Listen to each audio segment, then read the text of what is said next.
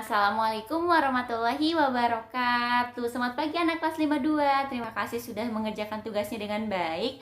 Ibu minta masih ada yang mengerjakan tugasnya ditumpuk. Jadi ketika jadwal pengumpulan tugas masih ada yang nggak ngumpulin tugas. Ibu harapkan ke depannya semua mengumpulkan tugas sesuai dengan waktu yang telah ditentukan dan disepakati kita bersama.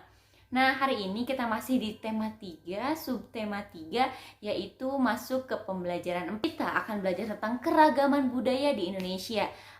Bangsa Indonesia itu adalah negara yang kaya akan keragaman. Indonesia adalah negara yang beragam suku bangsa, sehingga Indonesia itu adalah negara yang kaya akan keberagaman. Budaya itu berasal dari bahasa Sanskerta, yaitu budaya atau budi, yang berartinya akal budi. Jadi kebudayaan itu adalah sesuatu yang dihasilkan oleh akal budi manusia. Nah, kebudayaan itu dapat diartikan sebagai hasil cita, rasa, dan karya manusia dalam suatu masyarakat dan diteruskan dari generasi ke generasi melalui budaya. Kebudayaan dalam arti luas meliputi adat istiadat, upacara adat, bahasa, kesenian, alat-alat, mata pencaharian, ilmu pengetahuan, dan teknologi. Kebudayaan dalam arti sempit itu meliputi kesenian atau adat istiadat saja. Jadi ada arti luas, ada arti sempit. Kebudayaan daerah itu adalah kebudayaan yang tumbuh dan berkembang dalam suatu masyarakat, suatu daerah tertentu. Perbedaan budaya di Indonesia disebabkan oleh hal-hal berikut. Jadi keragaman budaya yang ada di Indonesia itu dipengaruhi oleh beberapa.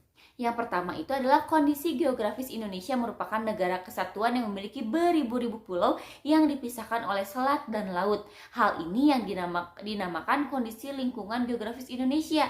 Lingkungan geografisnya itu menjadi sumber adanya keanekaragaman budaya di Indonesia. Yang kedua, kemajemukan suku bangsa. Suku bangsa itu adalah suatu golongan manusia yang terikat oleh kesadaran dan identitas akan kesatuan kebudayaan. Oleh karena itu, kesatuan kebudayaan bukan suatu hal yang ditentukan oleh luar, melainkan oleh warga yang bersangkutan itu sendiri. Nah, macam-macam kebudayaan itu ada 3, yaitu kebudayaan dalam bentuk gagasan, kebiasaan, dan benda-benda budaya. Yang pertama, kebudayaan yang berupa gagasan, contohnya ilmu pengetahuan, adat istiadat, peraturan. Ada juga kebudayaan berdasarkan kebiasaan, misalnya cara mencari makan atau mata pencaharian, tata cara pergaulan, tata cara perkawinan, kesenian, dan macam-macam upacara tradisi.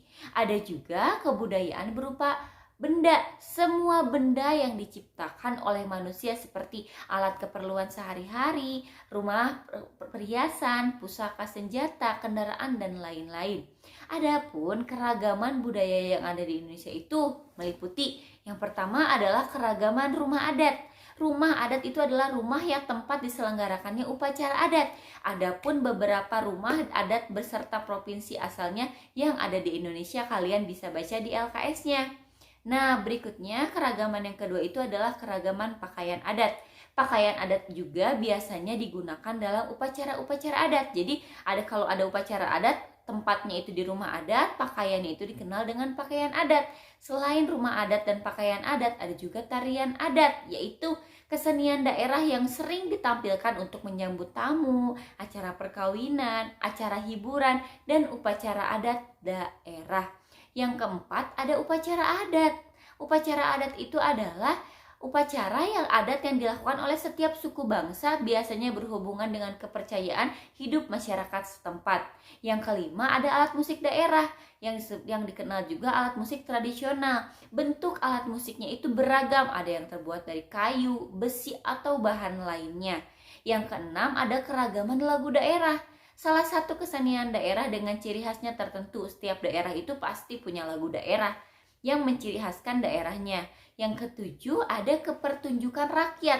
Biasanya dipentaskan pada waktu penduduk setempat punya hajat atau acara pada suatu upacara agama atau ritual. Jadi itu tadi keragaman yang ada di Indonesia. Nah, kebudayaan daerah itu merupakan kekayaan kebudayaan nasional. Jadi kebudayaan itu adalah kekayaan kebudayaan nasional.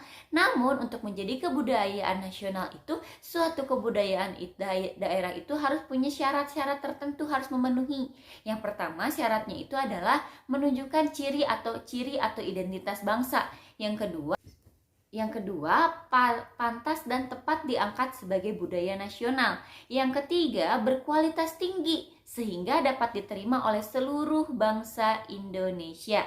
Yang keempat, kebudayaan daerah itu memiliki ciri-ciri antara lain sifatnya itu kedaerahan, ada bahasa, seni, rumah, pakaian, senjata yang khas, adat kebiasaan adalah peninggalan sejarah dan adanya unsur kepercayaan. Kebudayaan nasional itu punya ciri-ciri antara lain mencerminkan nilai dan kepribadian bangsa, kebudayaan daerah yang diakui secara nasional, adanya unsur pemersatu bangsa, serta menjadi kebanggaan bagi seluruh rakyat Indonesia. Indonesia itu memiliki keragaman budaya daerah yang merupakan kekayaan bangsa Indonesia yang tak ternilai harganya. Keanekaragaman budaya daerah ini akan memperkaya kebudayaan nasional. Nah, sikap menghormati keragaman budaya bangsa itu dapat dilakukan dengan cara-cara sebagai berikut. Yang pertama, menghormati kebudayaan daerah. Yang kedua, turut memperkenalkan budaya daerahnya. Yang ketiga, mendukung perkembangan budaya daerah. Yang keempat, melestarikan nilai budaya. Yang kelima, tidak menjelekan kebudayaan dari suku bangsa. Yang keenam, bangga dengan kebudayaan daerah atau kebudayaan nasionalnya. Nah, adapun manfaat keragaman budaya yang ada di Indonesia, yang pertama itu adalah mempererat rasa persatuan dan kesatuan. Yang kedua, memperkaya budaya bangsa. Yang ketiga, memperluas wawasan masyarakat. Yang keempat, meningkatkan ketertarikan wisatawan domestik dan mancanegara untuk mengunjungi Indonesia. Sebagai warga negara Indonesia, kita seharusnya bangga dengan adanya keragaman budaya yang ada di Indonesia. Macam-macam bentuk kebudayaan itu merupakan warisan yang tak ternilai harganya. Kita itu harus hormat terhadap keanekaragaman budaya yang ada di Indonesia, tentu dengan cara melestarikan dan mengembangkan budaya yang sudah diwariskan oleh leluhur kita. Nah, adapun salah satunya itu dengan cara pembangunan sosial budaya. Nah, salah satu contoh pembangunan sosial budaya itu adalah dengan adanya sanggar tari. Nah, dengan sanggar tari itu adalah berlandaskan pada keragaman yang terdapat di dalam keanggotaan organisasi. Sanggar tari ini punya tujuan, yaitu sebagai wadah bagi para pemuda dan pemudi untuk secara positif mengembangkan bakat dan kemampuan dirinya. Jadi dengan sanggar tari ini, generasi muda bangsa untuk lebih mengenal budaya dan kesenian tari daerah yang ada di Indonesia. Nah, dalam sanggar tari itu beragam orang berkumpul untuk belajar menari dan berkreasi menciptakan tarian. Berbagai orang dengan latar belakang yang berbeda, misalnya beda suku bangsa, asal daerahnya beda fisik, beda penampilan. Nah, berkumpul di sanggar tari itu untuk sama-sama belajar tari daerah. Nah, latar belakang yang berbeda dalam keragaman yang ada tidak menghalangi kita untuk belajar bersama. Jadi walaupun kita memiliki keragaman yang berbeda, tapi tidak menghalangi kita untuk saling belajar bersama, dan kita tidak boleh memandang sebelah mata terhadap perbedaan yang ada. Nah, berikutnya ini adalah sebuah storyboard. Storyboard itu apa sih? Storyboard itu merupakan sketsa gambar yang disusun berurutan sesuai dengan naskah yang telah ditentukan. Nah, tujuannya itu adalah untuk menyampaikan ide cerita dengan mudah kepada orang lain. Jadi kalau kita mau menyampaikan cerita kepada orang lain, bikin storyboard supaya mudah dipahami. Hal ini sangat penting untuk agar pihak pembuat iklan itu memiliki pengertian yang sama dengan kehendak kita. Nah, cara buatnya itu ada beberapa langkah.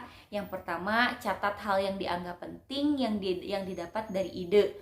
Yang kedua itu adalah memilih media yang cocok untuk membuat storyboard. Kira-kira storyboardnya mau dibikin pakai apa? Apakah karton kah? Apakah dus kah? Atau apakah?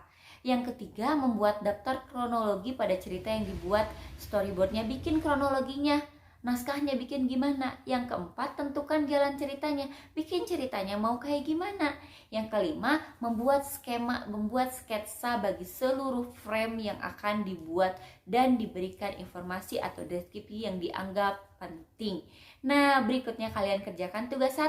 Ada di halaman 83, uji pembelajaran 4. Seperti biasa, yang kalian kerjakan cukup pilihan gandanya saja.